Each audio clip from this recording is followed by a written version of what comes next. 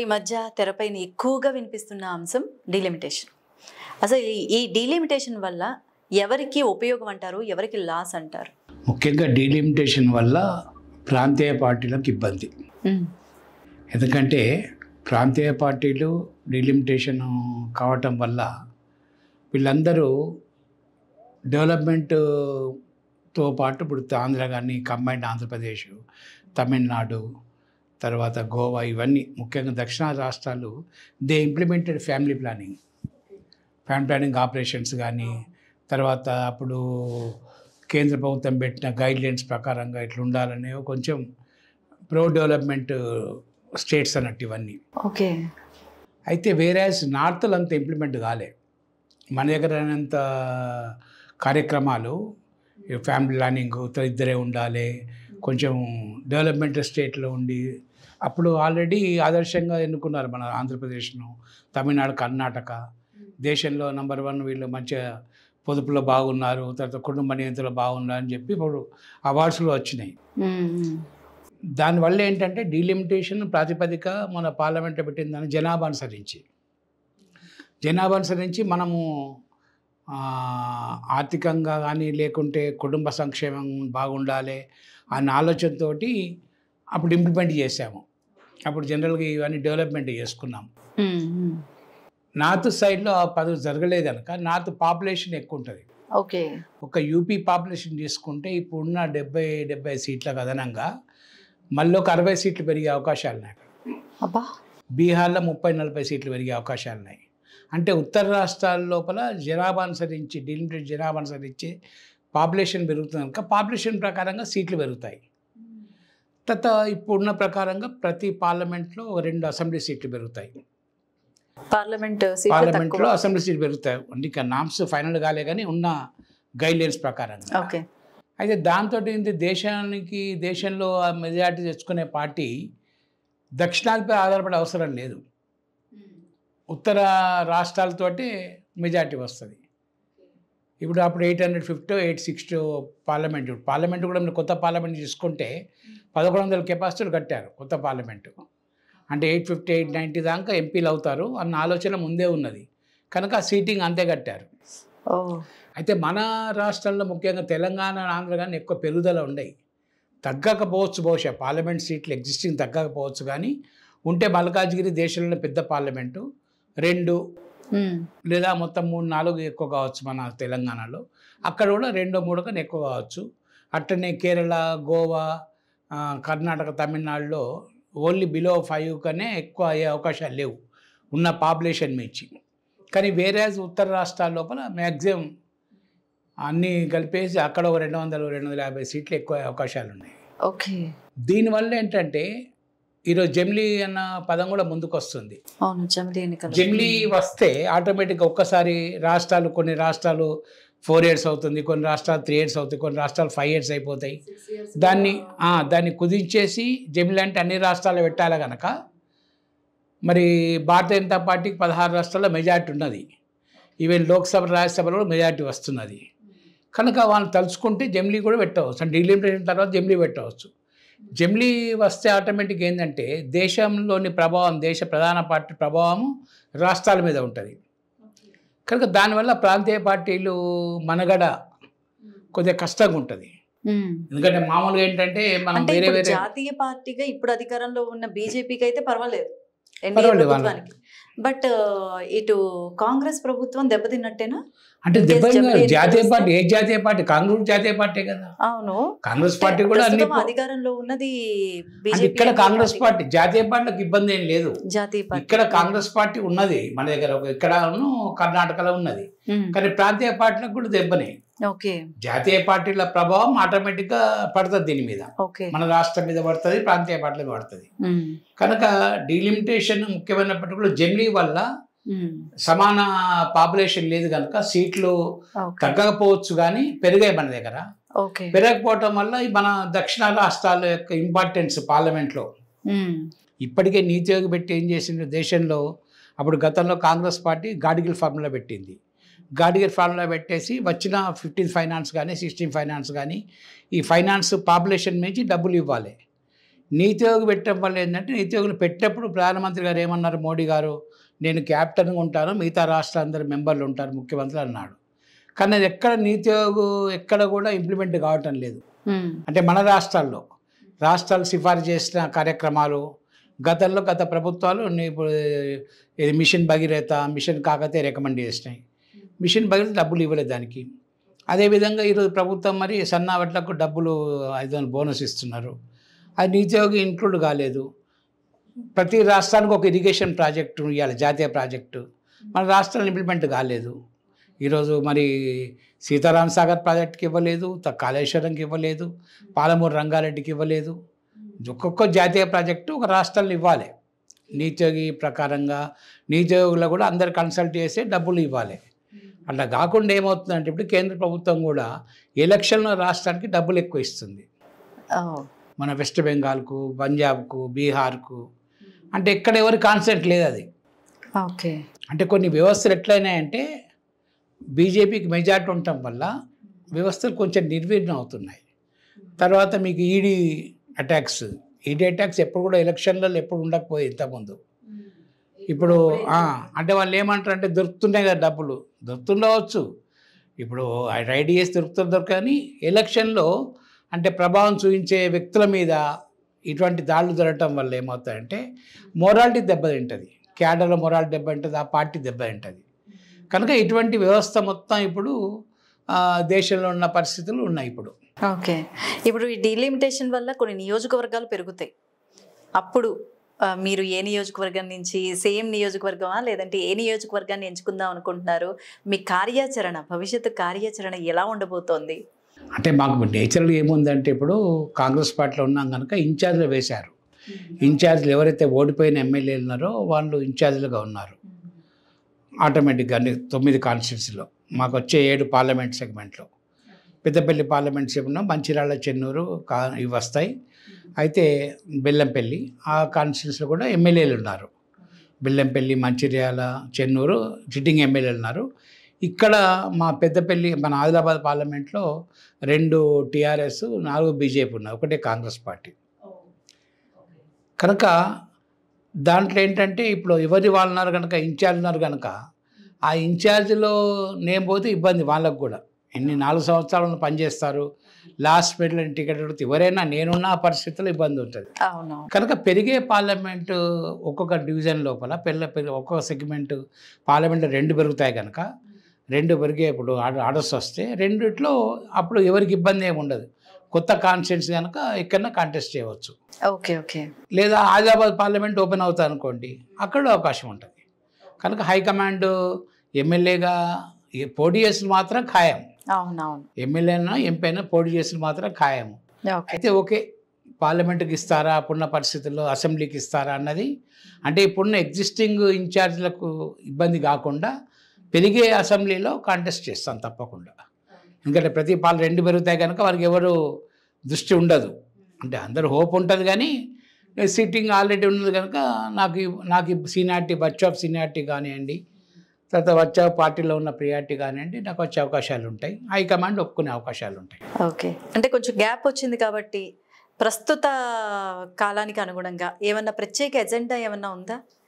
అంటే గ్యాప్ పోతున్నాను కదా. అవును, వెళ్తున్నారు. మామూలుగా ఏంటంటే ఉండడం అనేది అధికారంలో లేకున్నా కూడా మామూలుగా ఊరికి వెళ్తుంటాను. ఊరికి వెళ్ళినప్పుడు అందరూ వస్తారు, కొత్త జనరేషన్ ఉంటారు. కొత్త జనరేషన్ అప్పుడే చదువుకున్న వాళ్ళు ఆయనట వేణుగోపాల్చారి అంటే అంటారు, చెప్తారు వాళ్ళ పేరెంట్స్ కానీ, అలాగే ఆయన వేణుగోపాల్చారి నమస్తే పెడతారు, ఏం చేస్తున్నా అడుగుతాను. అంటే నేను మామూలుగా నా నేచర్ ఏంటంటే పెద్ద ఎమ్మెల్యే అయినాము, ఎంపీ అయినాము, మంత్రి అయినామని ఎప్పుడు నేను, ఎందుకంటే ఆఫ్టర్ ఆల్ 5 years మేము ఉండేది. బ్యూరోక్రసీ 60-70 years ఉంటారు కానీ మేము 5 years కదా. ఆ 5 years ఉన్నది ఒక లెక్క ప్రకారంగా 5 years ఉంటాం. 5 years అందుబాటులో ఉండాలి అంతే నేచురల్గా. ఎందుకంటే వచ్చిన అవకాశము ఇందాక చెప్పినట్టు 2,50,000 మందిలో ఒక్కడికి అవకాశం వస్తుంది ఎమ్మెల్యేగా. 7 నుంచి 10 లక్షల మందిలో ఒక్క ఎంపీకి అవకాశం వస్తుంది. అంటే ఆ 10 లక్షల మందిలో ఒక్కడినే కదా. అవును, అంతేగా. మరి 10 లక్షల మంది ఎప్పుడు ఓటర్లు వేసే అందరు ఎప్పుడు రారు, దాంట్లో ఆత్మంతే తిరుగుతుంటారు రొటీన్గా, ఏ సమస్యల కొరకు అటు కొరకు.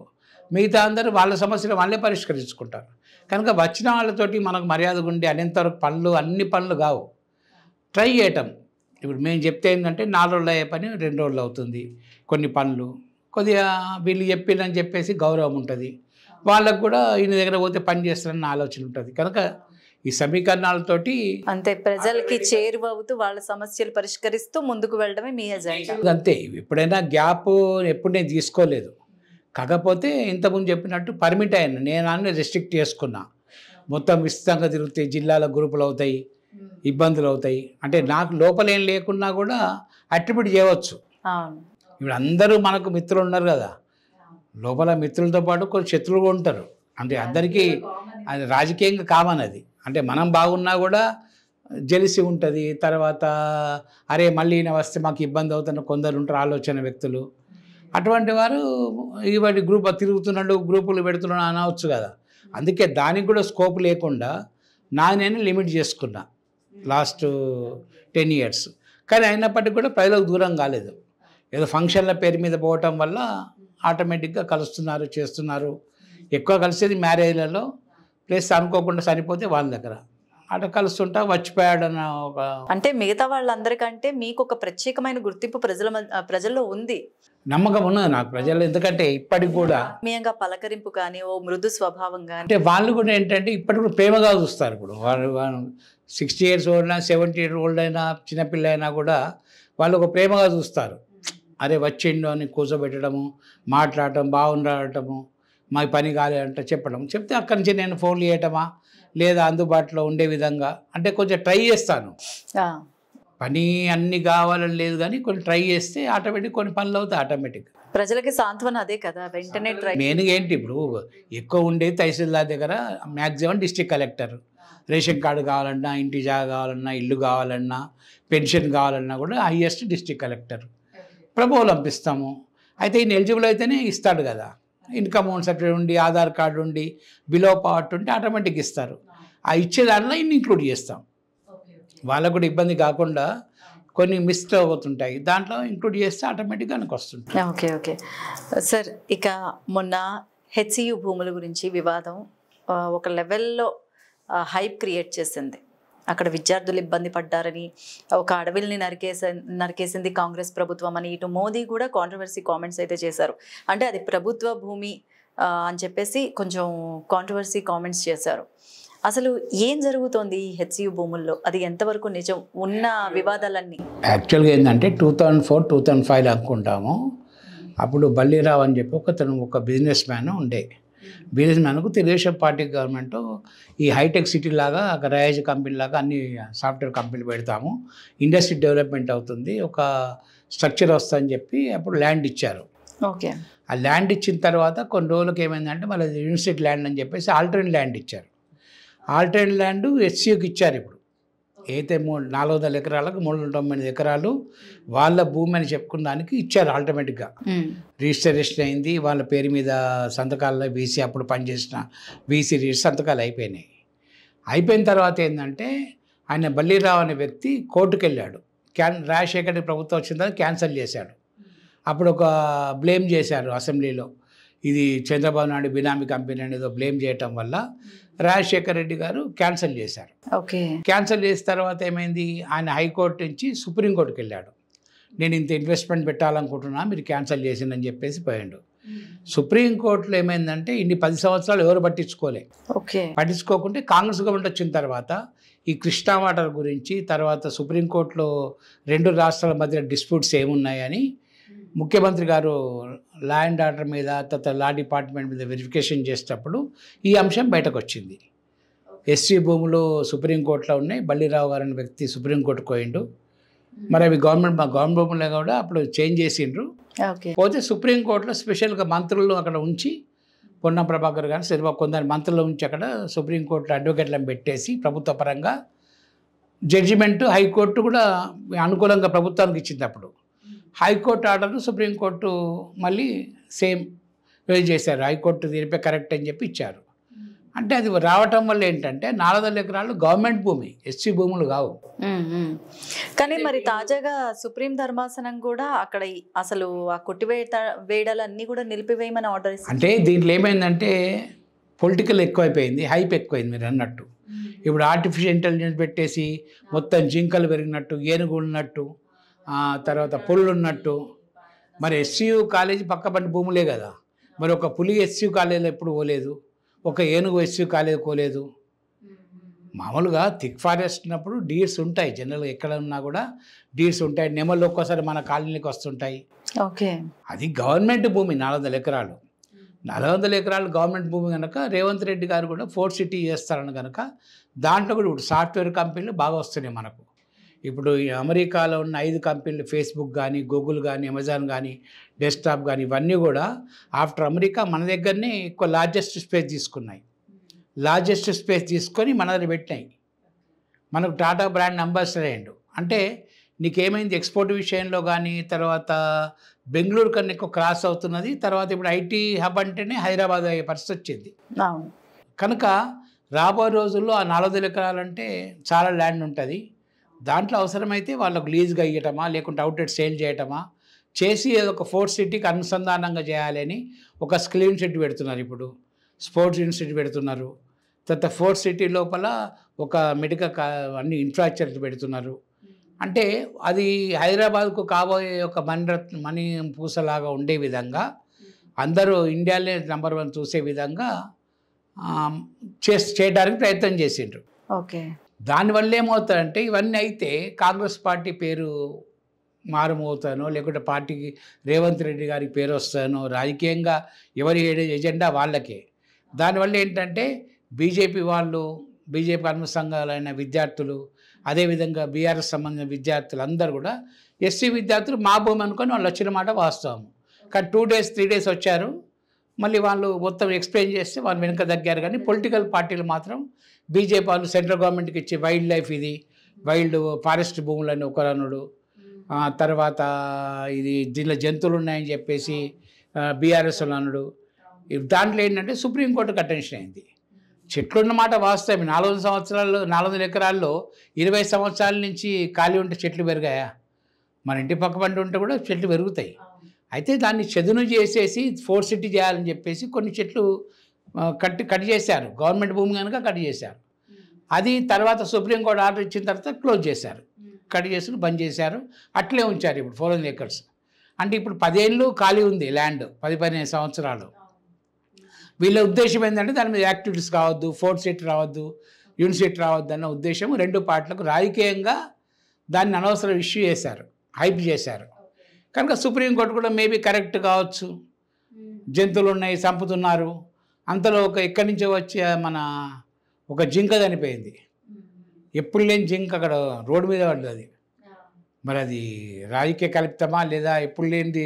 ఆ ఇన్సిడెంట్ అయినాక 3వ నాడే జింకలు ఉన్నాయనికి నిదర్శనంగా ఒక జింక చనిపోయి ఉన్నది.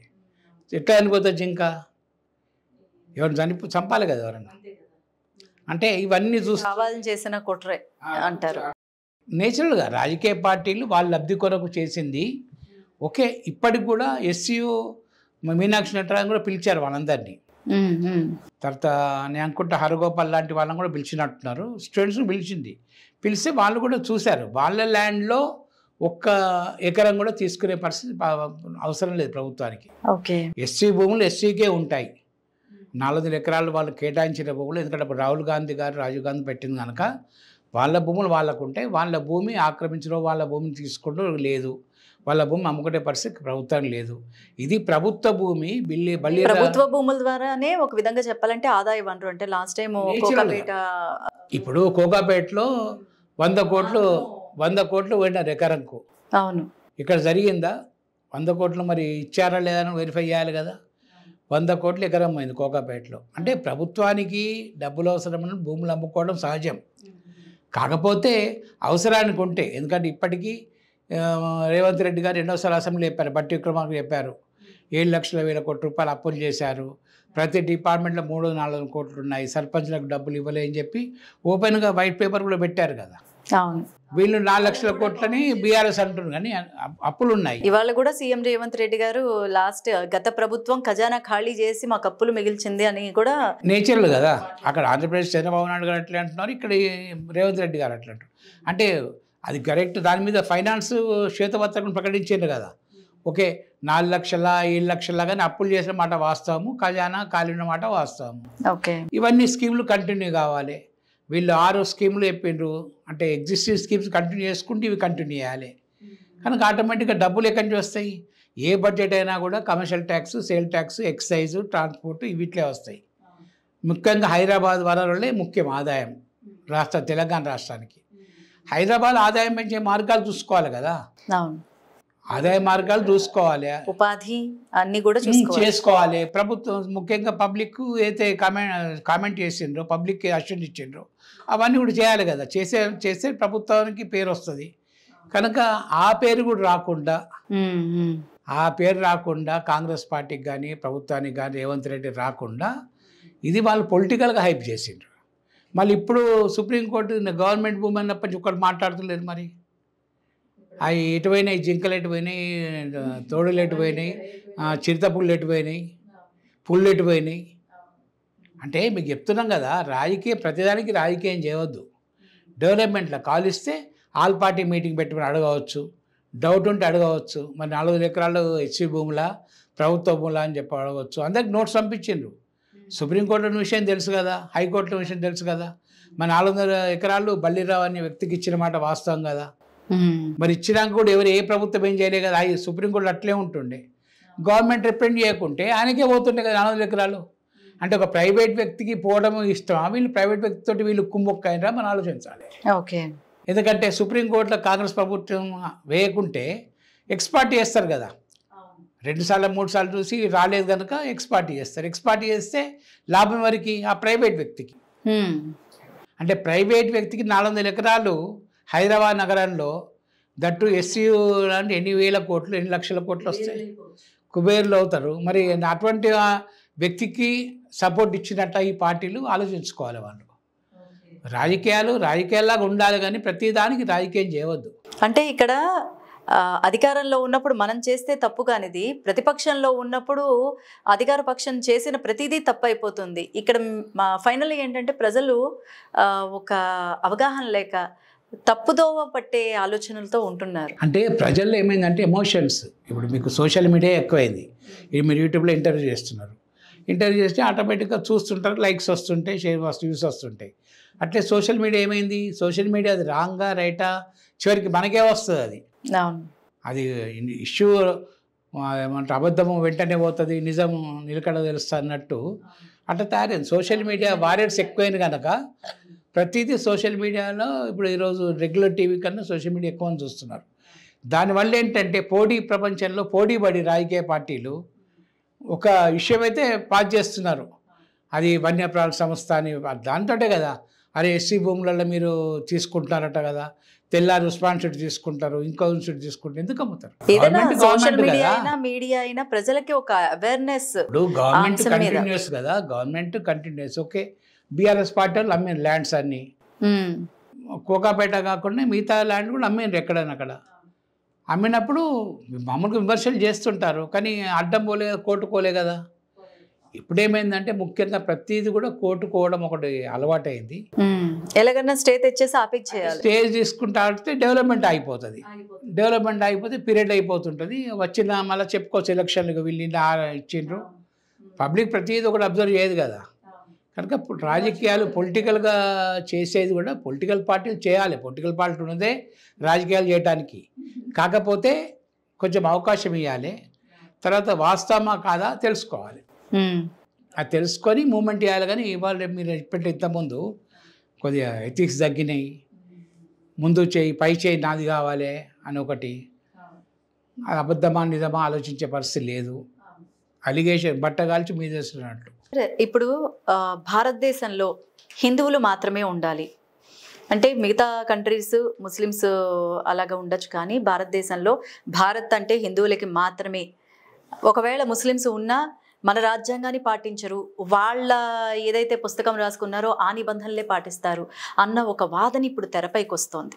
అది ఎంతవరకు కరెక్ట్? ఇప్పుడు ఏదైనా ఒక దేశం ఒక రాజ్యాంగం ఉండదు.